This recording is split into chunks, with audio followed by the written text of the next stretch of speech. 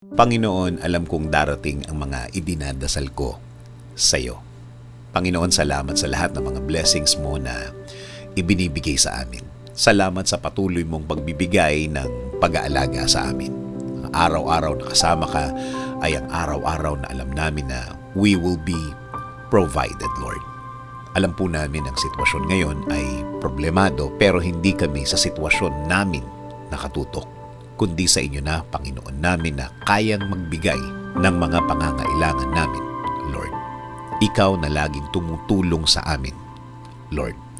Alam namin na hindi na magtatagal ang aming sitwasyon at makikita at marireceive na namin ang mga bagay na ipinagdadasal namin na magbabago ng aming mga kinakaharap ngayon. At alam namin, hindi na magtatagal yon, Panginoon.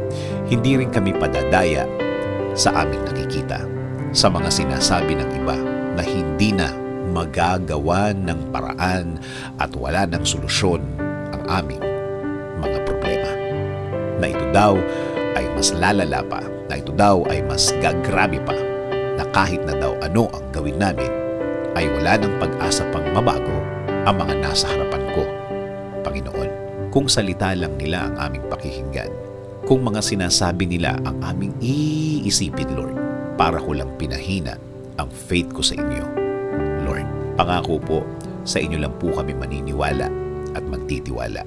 Kayo po ang magiging laman ng aming mga puso at isipan.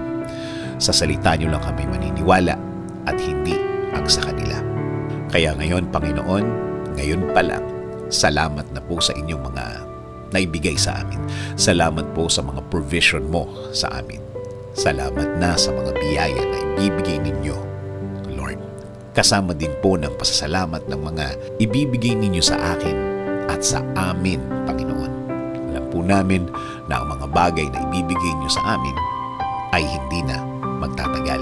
Hindi na magtatagal ang aming pag-aantay. Salamat din po kasi alam po namin na hindi lang kami ang ibibless nyo. Kasama na po ang aming pamilya. Sila rin po ay makakatanggap ng biyaya ninyo, Panginoon.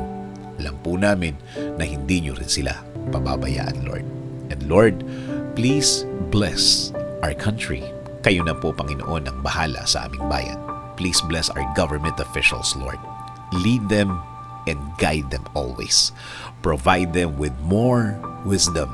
Give them the strength that they need, Lord. Lord, maraming salamat sa lahat.